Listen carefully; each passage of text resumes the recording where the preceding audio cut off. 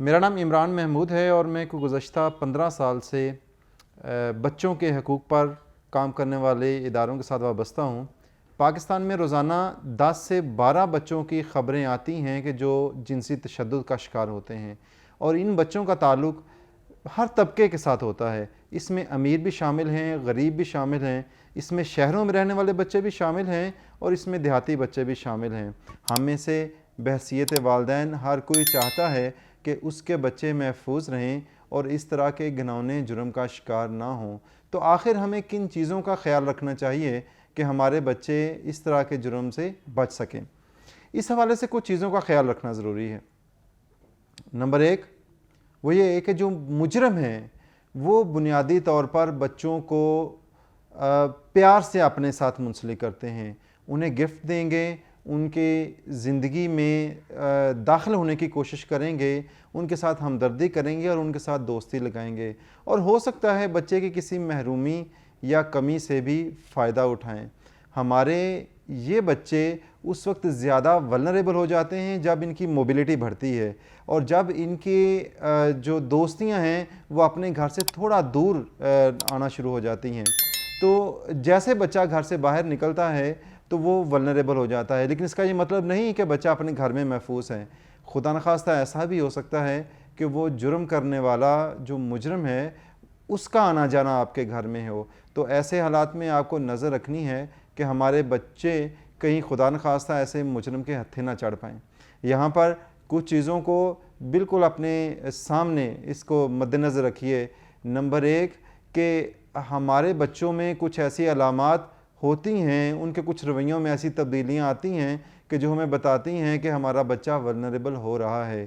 Number 1 ہمارا بچہ اگر کسی خاص فرد سے ڈرنا شروع ہو جائے جو بظاہر جس کی وجہ معلوم نہ ہو، تو ہمیں اس میں ایکسپلور کر لینا چاہیے کہ اس کی وجہ کیا ہو سکتی ہے۔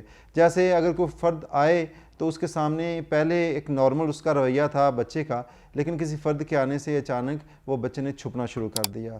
نمبر 2 اگر ہمارا بچہ کسی فرد کے ساتھ ضرورت سے زیادہ اٹیچ ہو جائے تو وہ بھی ایک انڈیکیٹر ہو سکتا ہے کہ کہیں یہ فرد جو ہے ہمارے بچہ اس کے ساتھ کیوں اتنا زیادہ اس کے کلوز ہو رہا ہے۔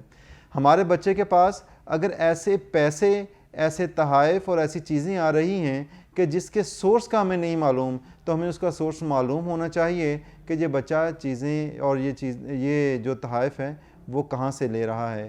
اسی طرح سے ہمارا بچہ اگر کسی خاص فرد کے بارے میں اچانک بات کرنا شروع کر دے اور بلا وجہ بات کرنا شروع کر دے اور یہ بات تکرار کی حد تک پہنچ جائے، تو پھر بھی ہمیں الرٹ رہنا چاہیے کہ اس فرد کے بارے میں یہ بچہ اتنا حساس کیوں ہو رہا ہے۔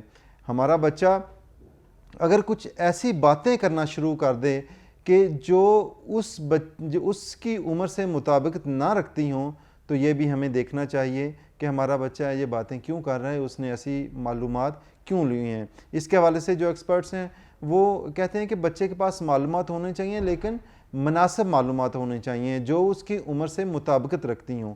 لیکن ایسی معلومات جو بچے کی عمر سے مطابقت نہیں رکھتی، تو اس کا مطلب یہ ہے کہ ہمارا بچہ کہیں سے ایکسپوجر لے رہا ہے جس کے اوپر ہمیں نظر رکھنے کی ضرورت ہے۔ اسی طرح سے ہمارا بچہ اگر جسم میں درد کی شکایت کر رہا ہے، خاص طور سے جسم کے نچلے حصوں میں اگر درد کی شکایت کر رہا ہے، تو ہمیں اس کو نظر انداز نہیں کرنا چاہیے اور اس کو دیکھنا چاہیے۔ عام طور پر بچے جو ہے اس طرح کی جو بات ہے خدا نخواستہ اگر کسی کے ساتھ ہو جائے تو وہ گھر میں نہیں بتاتے۔ اس کی 2 وجوہات ہوتی ہیں۔ ایک وجوہات یہ ہوتی ہے کہ ہم نے اپنے بچوں کو ایجوکیٹ نہیں کیا ہوتا کہ یہ کیا چیز ہے اور یہ عمل جو ہے وہ غلط ہے اور یہ بتانا یہ کس کو کیسے بتایا جائے۔ دوسری بات اس میں یہ ہوتی ہے کہ ہمارا بچہ جو ہے وہ ہمارے ممکنہ سخت رد عمل سے ڈر کا شکار ہوتا ہے۔ تو ہمیں اپنے بچوں کو ایجوکیٹ کرنا چاہیے کہ یہ ممنوع جسم کے حصے ہیں کہ جس پر کوئی ٹچ نہیں کر سکتا، اور ہمارے بچے جو ہیں وہ انہیں یہ بھی ٹریننگ ہونی چاہیے کہ وہ باہر کی ہر بات جو ہے وہ بلا خوف و خطر والدین کو بتانے کے قابل ہو سکیں۔ ہمارے بچے عام طور پر جو ایک خاص عمر کے بعد پہنچنے کے بعد جسم میں ہونے والی تبدیلیوں کی جو معلومات ہیں وہ دوستوں سے لیتے ہیں یا باہر کچھ بڑوں کے ساتھ لیتے ہیں جن کے ساتھ وہ اٹیچ ہوتے ہیں۔ ہمیں یہ بالکل خبردار رہنا چاہیے کہ کہیں زندگی کی دوڑ میں ہم اپنے بچوں سے اتنے دور نہ ہو جائیں کہ وہ جو خلا پیدا ہوتا ہے اس کو کوئی برا فرد فل کرنے کے لیے وہاں پہ آپ موجود ہو۔ اس جرم کا بہت گہرا اور بڑا گھناؤنا اس کا اثر ہوتا ہے بچے کی زندگی پر۔ اس کے حوالے سے انشاءاللہ دوبارہ بات کریں گے۔ آپ کا بہت شکریہ۔